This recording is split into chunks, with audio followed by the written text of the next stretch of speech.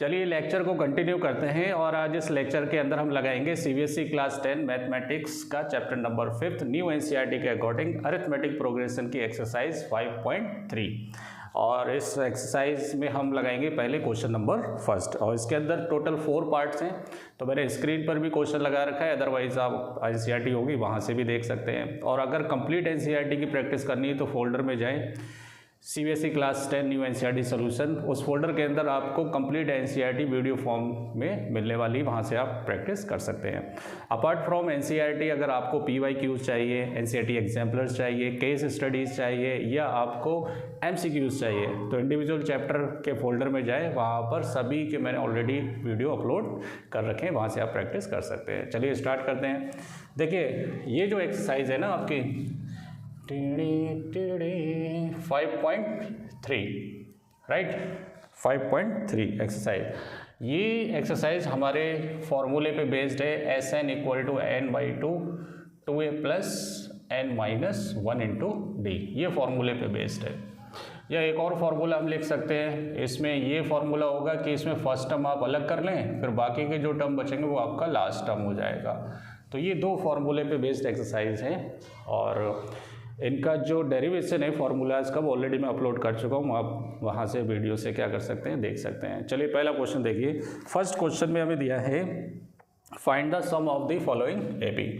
First का first part देखिए 2 7 12 ... to 10 terms, 10 terms तक का अपने को क्या बताना है, इसका सम बताना है राइट। तो इसमें लास्ट टर्म तो दिया नहीं है लेकिन नंबर ऑफ टर्म्स दे रखे हैं। ऐसे टोटल कितने टर्म्स हैं, 10 टर्म्स हैं। तो यहाँ पर a कितना है, 2 है और d क्या होता है, कांस्टेंट नंबर जो इंक्रीज होता है या डिक्रीज होता है उसे हम क्या बोलते हैं, कॉमन डिफरेंस। तो कितना इंक्रीज हो रहा है, 5 इंक्रीज हो रहा है और नंबर ऑफ टर्म्स कितने हैं, 10 हैं राइट। तो यहाँ से n टर्म का सम का फॉर्मूला क्या होता है, n/2 2a + n-1 × d। ये फॉर्मूला कब यूज़ करते हैं, जब हमें लास्ट टर्म गिवन होता है। तो फिलहाल अभी हमें 10 टर्म का सम बताना है, तो n के प्लेस पर हम 10 रख देंगे और a के प्लेस पर 2 रख देंगे और n के प्लेस पर 10 रख देंगे और d की जगह कितना रख देंगे, 5 रख देंगे। इसको सॉल्व कर लेंगे 2 5 = 10, 2 2 = 4 और ये 9 × 5, तो ये किसके बराबर हो गया, 5 × 4 + 45।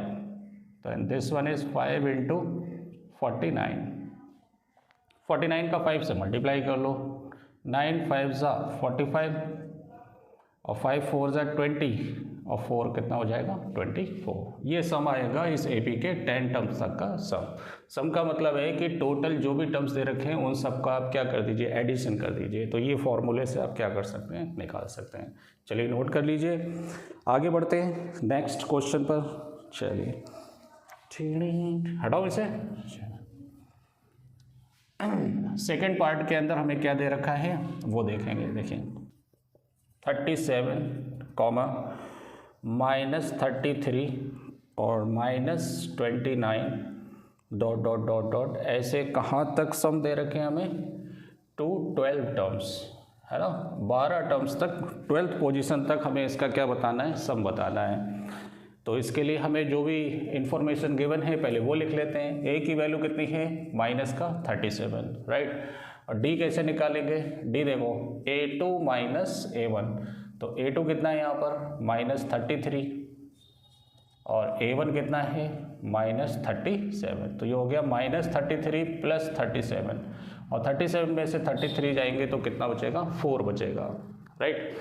तो d की वैल्यू कितनी है, 4। नंबर ऑफ टर्म्स कितने हैं, 12 टर्म्स हैं। फॉर्मूला क्या यूज़ करेंगे, Sn = n/2 2a + n-1 × d, ये फॉर्मूला हम यूज़ करेंगे राइट। बताइए कितने टर्म का सम बताना है, 12 टर्म का। तो n के प्लेस पर 12 रख दीजिए और a के प्लेस पर -37 और प्लस 12 - 1 और d के प्लेस पर कितना, 4। तो ये 2 से कैंसिल हो जाएगा, 6 हो जाएगा।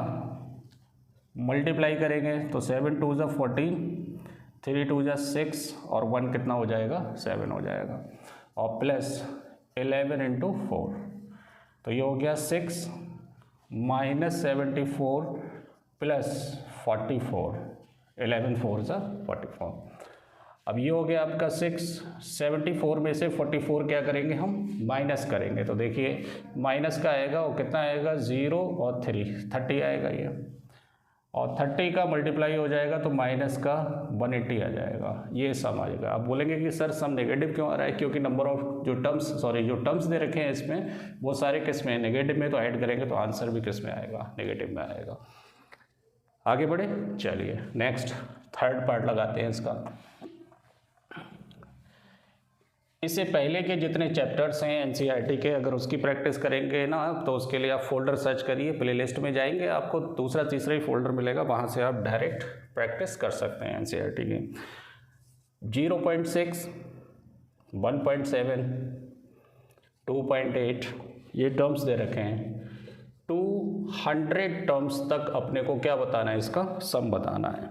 इस एपी का 100 टर्म तक का क्या बताना है, सम बताना है। तो वेरी सिंपल, ए कितना है 0.6, डी कितना है A2 माइनस A1, मतलब 1.7 में से 0.6 माइनस कर दो तो कितना बचेगा 1.1 बचेगा, कितना 1.1 है ना। और n इक्वल टू कितना है 100 टर्म्स। n टर्म का फॉर्मूला क्या होता है सम निकालने का, n/2 2a plus n-1 into D. 100 term का सम बताना है तो n के प्लेस पर 100 रख दीजिए और a के प्लेस पर 0.6 रख दीजिए, और ये हो गया 100 माइनस 1 और d की वैल्यू कितनी है 1.1। अब यहाँ पर थोड़ा कैलकुलेशन पे फोकस करिए, ये हो गया 50 कैंसिल करने के बाद, और 6 2 12, एक के बाद पॉइंट आएगा तो 1.2, और ये हो गया 99 इंटू 1.1। 50 और 1.2 प्लस 11 9 ज़ा 99, 11 9 ज़ा 99 तो 108, राइट, पॉइंट लगेगा एक के बाद। तो ये कितना हो गया 50, ये ऐड करिए 108.9 में 1.2 ऐड करेंगे तो 9 2 11 और 8 1 9 और 10, तो ये कितना आएगा 110.1। 50 से मल्टीप्लाई करेंगे तो 50 का 0 पहले ही हम लगा लेते हैं और 5 से मल्टीप्लाई कर दो, 5 1 जा 5 0, 5 1 जा 5, 5 1 जा 5, एक के बाद पॉइंट लगेगा।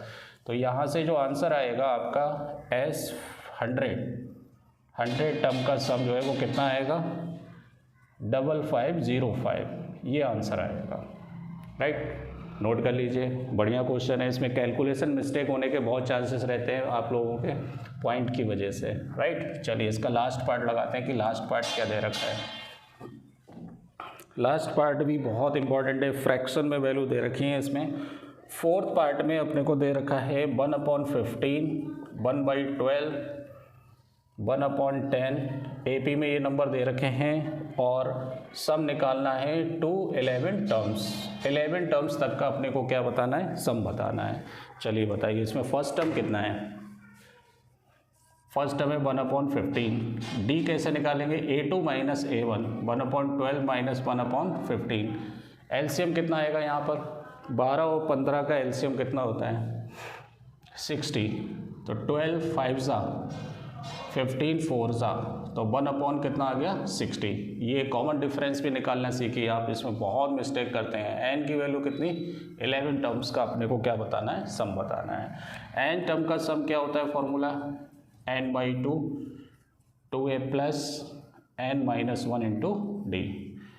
n के प्लेस पर 11 टर्म्स तो 11/2, a के प्लेस पर 1/15, 11 माइनस 1, 11 टर्म का सम बताना है ना, तो n के प्लेस पर 11 और d के प्लेस पर 1/60, तो ये कितना हो गया 11/2 और ये हो गया 2/15, 2 1 जा 2/15 और प्लस 10 इंटू 1/60, 11 माइनस 1 कितना बचेगा 10 बचेगा, ये कैंसिल हो जाएगा 6 ज़ा हो जाएगा, तो ये कितना हो गया 11/2, 2/15 प्लस 1/6,